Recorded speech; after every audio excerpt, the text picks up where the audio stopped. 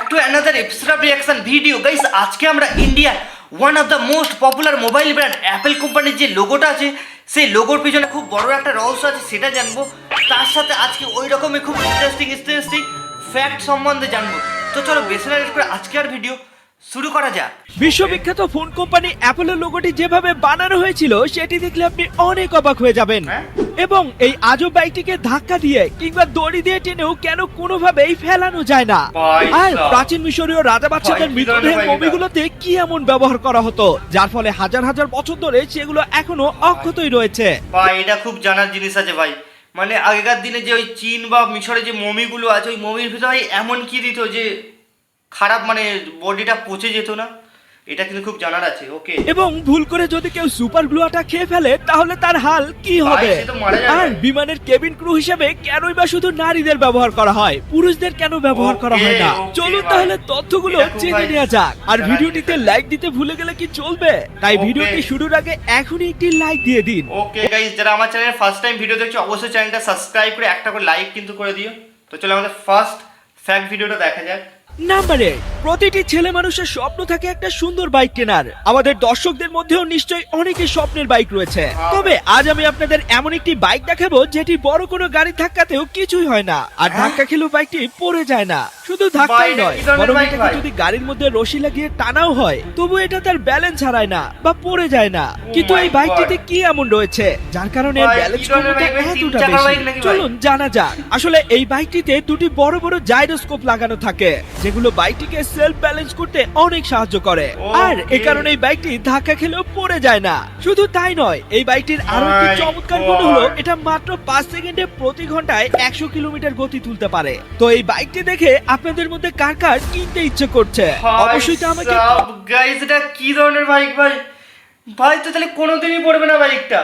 আর তার সাথে গাইস কি বলবো, মানে এর সাথে ব্যালেন্স ক্ষমতাটা আমার ভালো লাগলো যে মানে ধাক্কা খাওয়ার পরেও গাইসটা মানে বাইকটা কিছু হচ্ছে না ভাই। এটা হলো দুনিয়ার সব থেকে বড় শক্তিশালী টেলিস্কোপিক মোবাইল ক্রেন। এই ক্রেনের ওজন প্রায় 200 টনের মতো হয়ে থাকে। আর এই ক্রেন প্রায় 1200 টন ভারী বস্তুকে অনেক উপরে উঠাতে পারে। আর এই ক্রেনের আর্ম বা বাহু দৈর্ঘ্য প্রায় 100 মিটার হয়ে থাকে।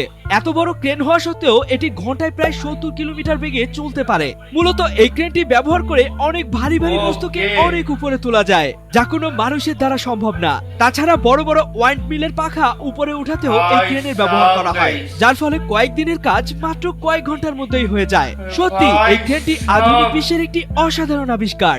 নাম্বার 6, প্রাচীন মিশরের রাজা বাদশাদের মৃত্যুর পর তাদের দেহগুলোকে মমি করে রাখা হতো। কিন্তু মমিগুলোতে কি এমন ব্যবহার করা হতো বা কোন পদ্ধতি অবলম্বন করা হতো যার কারণে যুগের পর যুগ ধরে মমির ভিতরে থাকা ডেড বডিগুলো খুব সুন্দরভাবে অক্ষত রয়েছে আর কোনোভাবেই পচন ধরেনি? চলুন জেনে নেওয়া যাক। মমি করার জন্য প্রথমে ডেড বডির নাকের ভিতর দিয়ে লোহা জাতীয় সুচ ব্যবহার করে মাথা থেকে ব্রেনকে বের করে নেওয়া হয় ছোট ছোট টুকরো করে। এরপর মৃতদেহের বাঁ পাশের পেট কেটে শরীরের ভিতরে যাবতীয় অর্গানস বের করা হয় এবং সেগুলো আলাদা আলাদা পাত্রে ভরে আলাদাভাবে সংরক্ষণ করা হয়। তবে সবকিছু বের হার্টকে বের করা হয় না, কারণ তারা মনে করে হার্ট শরীরের সমস্ত অনুভূতির শক্তি ঘর। এরপর ন্যাট্রো নামের এক প্রকার লবণ পুরো ডেড বডির শরীরে মেখে 40 দিন পর্যন্ত রেখে দেওয়া হয়। আর 40 দিন পর ডেড বডি শুকিয়ে ঠিক শুটকির মতো হয়ে যায়, কারণ লবণগুলো শরীরের সব পানি শুষে নেয়। সবশেষে বিশেষ এক ধরনের গাছের রস ব্যবহার করে লিলেন কাপড় দিয়ে পুরো ডেড বডিকে পেঁচিয়ে ফেলা হয়। ব্যাস, মমি তৈরি। তারপর সেগুলোকে বক্সে ভরে সুরক্ষিত স্থানে সংরক্ষণ করা হয়। মানে ব্যাপারটা হলো প্রথমে বডি থেকে অল পার্টস গুলো বার করে তাদের 40 দিন ধরে নুন রাখা হয়, নুন দিয়ে রাখা। তারপর বডির অল মানে জলগুলো সব চুষে নিয়ে মানে শুষে নেয় ওই নুন। তারপরে গাছের কি লিলেন না কি গাছ বললো একটু গাছের আঠা দিয়ে ভাই রাখা হয়।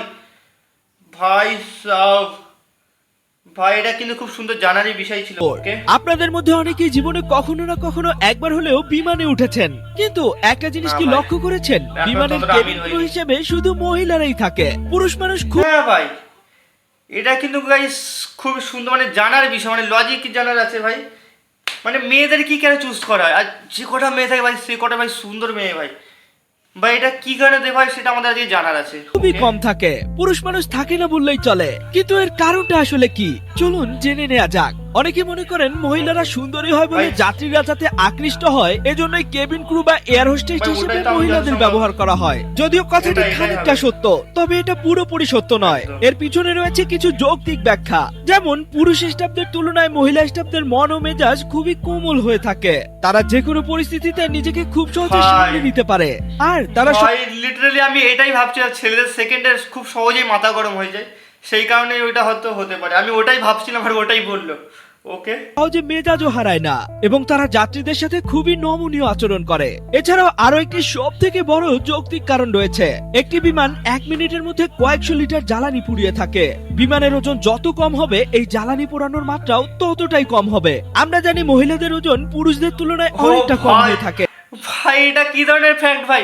মানে ইনডাইরেক্টলি বলতে চাইছে ছেলেরা ভাই মেয়েদের থেকে বেশি মানে মানে ওজনে বেশি হয় ভাই, এটা কি ধরনের কথা ভাই? আমার ওয়েট কত তোমরা গেস করো, গেস করে যে অবশ্যই কমেন্টে জানো। আমি সবার লাস্টে আমি কমেন্টে বলবো আমার বডি ওয়েট কত। যার ফলে মহিলা ভাই। ক্রু ব্যবহারের কারণে বিমানের ওজন অনেকটা কম হয় ভাই, আর এটা জ্বালানিও logic অনেকটা ছাড়া সাশ্রয় হয়। কথাবার্তা মূলত এই কারণগুলোর জন্যই এয়ার হোস্টেস হিসেবে এটা শুধু কি ধরনের মহিলাদের কথা? ব্যবহার করা হয়। নাম্বার 3, এবার একটা ইন্টারেস্টিং ফ্যাক্ট বলি। আমাদের প্রত্যেকের বাড়িতে তো কাচের তৈরি বিভিন্ন জিনিসপত্র ব্যবহার করা হয়, যেমন কাচের বোতল, কাচের থালাবাটি সহ ইত্যাদি আরো অনেক জিনিসপত্র। তো এইসব জিনিস ব্যবহার করতে গিয়ে অনেক সময় এগুলো ভেঙেও যায়, আর ভেঙে যাওয়ার পর আমরা সেগুলোকে বাড়ির আশেপাশে কোথাও ফেলে দেই। ফেলে দেওয়ার পর সেগুলো মাটির নিচে চাপা পড়ে যায়। কিন্তু আপনি কি জানেন এই কাঁচ ঠিক প্লাস্টিকের মতোই অনেক পাওয়ারফুল একটা বস্তু, যা কিনা মাটির সাথে মিশে যেতে প্রায় 10 লক্ষ বছর সময় লেগে যায়। তার মানে যে ভাঙা কাঁচগুলো আপনি ফেলে দিয়েছিলেন সেগুলো এখনো মাটির নিচে অক্ষতই রয়েছে। শুধু তাই নয়, আপনার দাদার দাদা, তার দাদা এবং তার দাদাও যেসব ভাঙা কাঁচের ভাই। জিনিসপত্র ফেলে দিয়েছিলেন সেগুলো এখন অব্দি মাটির নিচে অক্ষতই রয়েছে। কাজে আপনি চাইলে সেগুলো তুলে এনে গলিয়ে আবার নতুন করে কোনো Oh কাঁচের my পাত্র তৈরি God. করতে পারবেন। ভাই সব গাইস এটা তো কোনোদিনই ভাবিনি ভাই। আমরা জানি ভাই কি হবে, হার্ডলি 1 মাস 2 মাস বা 1 বছরের মধ্যে সেটা মাটির সাথে মিশে যায়। এই কিন্তু ভাই পুরো একদমই উল্টো। ওকে, নাম্বার 2, যে কোনো ভাঙা এবং ছেঁড়া জিনিসপত্রকে সহজে শক্তভাবে জোড়া দিতে আমরা সুপার গ্লু আটার ব্যবহার করি, যেটা অনেক পাওয়ারফুল একটা আটা। তবে কি হবে যদি কোনো মানুষ ভুল করে এই সুপার গ্লু আটা তার মুখে দিয়ে দেয় বা খেয়ে ফেলে? ভাই, তাহলে কি সে পাগল অনেক বেশি নাকি ভাই? অসুস্থ হয়ে সুপার যাবে গ্লু ভাই নাকি মুখে মারা দেবে? যাবে? চলুন তাহলে জানা যাক, যদি ভাই, আপনি ওটার ভেবে কথা থাকেন বলা যে মানে এটা সারা খাওয়ার পর লাইফের মানুষ মতো বন্ধ অনেক হয়ে অসুস্থ যাবে। হয়ে যাবে Okay. বা মারা যাবে, তাহলে আপনি ভুল।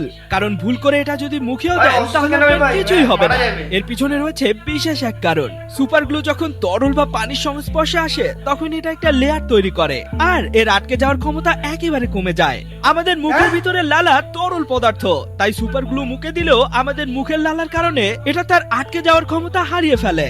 আর সব থেকে ইন্টারেস্টিং ব্যাপার হলো সুপার গ্লু আটা সাইনোঅ্যাক্রিলেট কেমিক্যাল গ্রুপের সদস্য, আর এই কেমিক্যাল মানুষের জন্য অনেক ওষুধের মধ্যেও ব্যবহার করা হয়। তাই এই আটা আপনার পেটের মধ্যে গেলেও আপনার শরীরে কোনো ভাই ক্ষতি করবে না। সাব। তবে ভুল করেও এটা কৌতূহলবশত বাড়িতে ট্রাই করতে যাবেন না। ও ভাই সাহ বলছে মানে এই আটাতে যে কেমিক্যাল দেয় সেই কেমিক্যালটা আমাদের ওষুধের মধ্যে ব্যবহার হয়।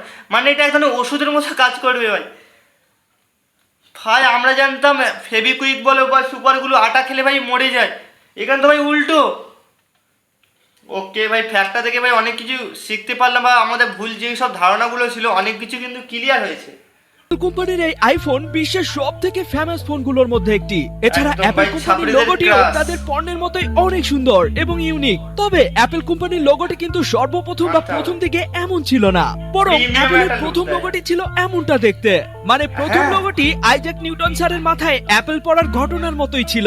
কিন্তু পরে স্টিভ my জবস God. রব জানোফ নামের একজন লোগো ডিজাইনারকে হায়ার করেন এবং রব অ্যাপেলের লোগোটিকে এমন সিম্পল একটি অ্যাপেল ফলের my আকৃতি God. দিয়ে তৈরি করেন। কিন্তু সমস্যা ছিল লোগোটি দেখতে অনেকটা চেরি ফলের মতোই লাগছিল। তাই তারপর তিনি লোগোটিতে একটি বাইট বা কামড় অ্যাড করেন, যা স্টিভ জবসের অনেক পছন্দ হয়। আর তারপর থেকে এখন পর্যন্ত অ্যাপেলের লোগোটির একপাশে এমন কাটা বা কামড়ের চিহ্ন থাকে।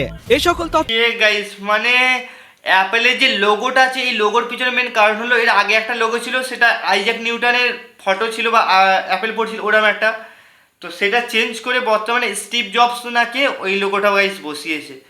ওকে মানে বুঝতে পারছি মানে লোগোটা এখনকার লোগোটা সেই লেভেলের premium. By the way guys এই ফ্যাক্টগুলোর মধ্যে তোমাদের কোনটা জানা ছিল না অবশ্যই কিন্তু কমেন্টে জানিও। তো দেখা হবে নেক্সট আনাদার কোনো ভিডিওতে, ততক্ষণ গাইস